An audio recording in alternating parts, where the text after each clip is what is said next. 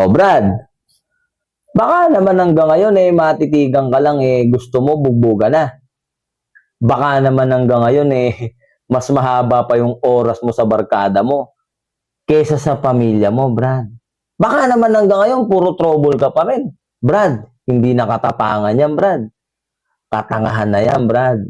Nagkakaedad ka na. Kailangan maging mature ka.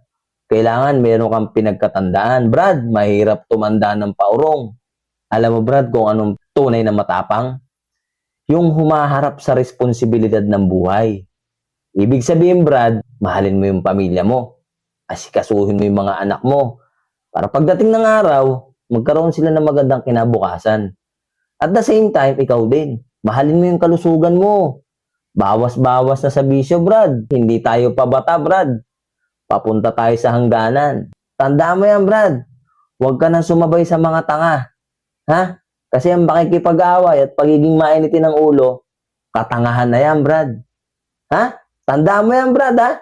Tandaan mo yan. O ano Brad, o ano Brad, o ano Brad, o ano Brad. Kung gusto mo na tumawa, halika manood ka dito.